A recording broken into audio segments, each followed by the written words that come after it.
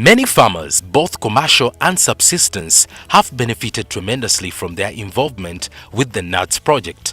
They have received seedlings, drugs, and also training to improve their farming skills and output. Today, we want to see how Naads has supported farmers to go on an extra mile into value addition for their crops in order to avoid short-term losses and have an advantage in the competitive marketplace. We are also trying to build value chains by supporting primary processing for maize, for fruits, and also supporting value addition in milk. So we are now also shifting from focusing mainly on production, but also on strengthening value chains, making sure that we are supporting farmers right from production up to the point when they are able to go to the market and earn an income.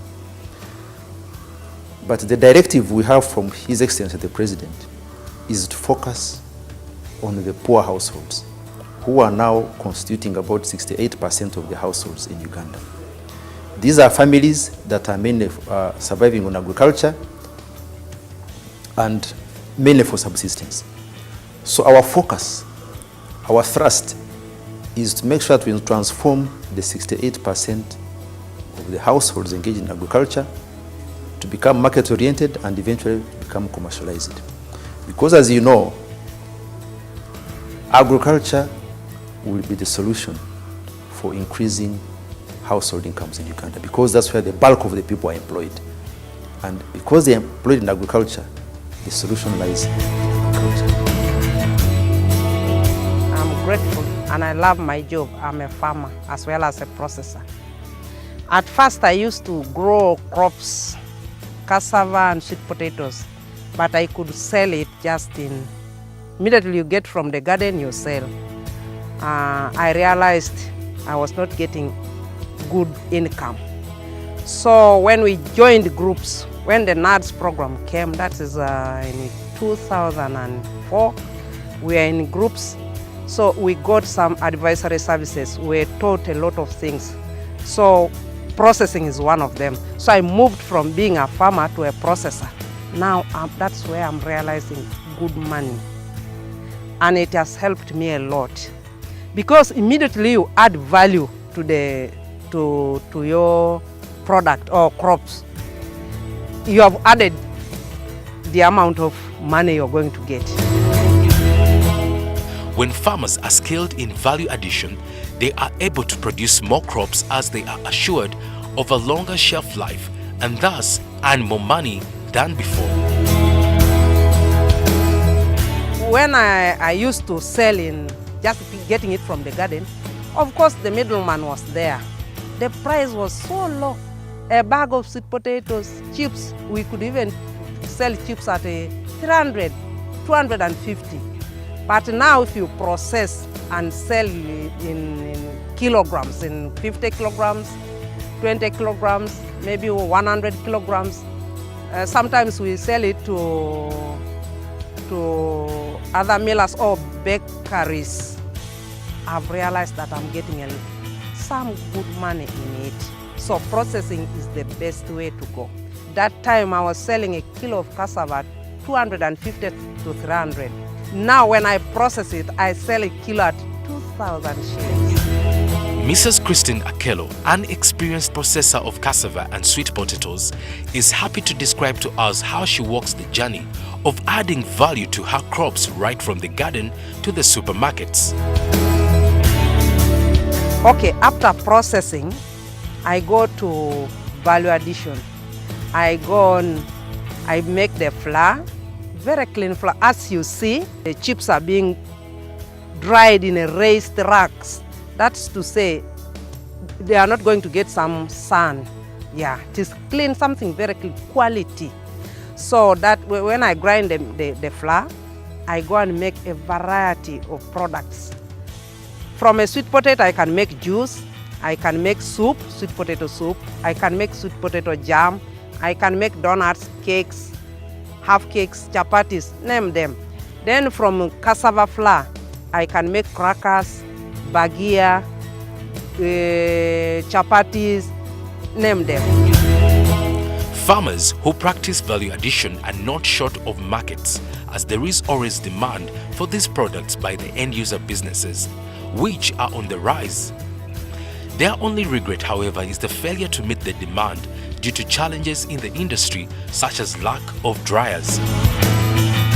The challenge I had was the poor yielding varieties, but now I'm comfortable with it because I have the new improved varieties. That is very okay on my side. Now the challenge I have is the drying yards, because sometimes I get orders. They say give us maybe 100 tons of processed sweet potatoes or cassava. But these 3 dryers, you see how I'm suffering. I may say, please, through God's whatever, these ones could make maybe 10 of them. I would be the greatest person around. The buyers are there. Even the other farmers, the people around, buy the high quality cassava from me for making the bread. Then those people, the bakeries, the casaos, maganjos, Uganda breweries, they all need cassava, processed cassava. I may say I'm the one who's failing to meet their orders. Even at a small scale, Christine's work in adding value to her cassava and sweet potatoes has done a lot to improve on her well-being, that of her family and her community. This processing and whatever, that's why you see those buildings. That's a very big achievement. And all my children, the last born is in the university, Makerere University. All of them have gone through the university. We are just farmers. The government of Uganda, through the Naads projects, is moving forward to support farmer groups that have specialized in different products. This will improve livelihoods and farming practices in the country as a whole. Farmers are grateful and pledge to continue working hand in hand with government programs for their success. Where we have reached with the Naads and OWC is now registration of farmers, which is ongoing. And after registration, we are going to cluster them according to their enterprise choices, so that we have farmers groups from primary farmers group, secondary farmers group, then eventually aggregate them to union and then a cooperative society. When we do this one, then value additional equipment that we want to buy for them will be possible. We know this cluster is for coffee. We get you what can help to process your coffee. If this cluster is for maize, then we bring you maize mills in order to grind your maize. Then you are able to sell a finished product in the supermarket. Then when we know you are doing sim or any of the cereal with the oil, then we bring you the machines that can squeeze oil out of the oil seeds, so that you can sell oil and also sell the other byproduct that comes out of the oil seeds. And then we are able now to brand it and be able to take it to the market that wants this product at that particular value and that particular quality. And this is achievable because most of these peasant farmers have educated their children. And some of those children have never got opportunity to get jobs. But they are in urban areas, they are in cities. So they would be able to get those markets and link up with their parents. And then they come and play the role of running the machines, which machines will be doing processing, packaging. Then they will brand it and then take it to the market that they will have identified. So it will be a holistic approach that the family gets maximum results and is returns to education investment. And I thank the government of Uganda so much.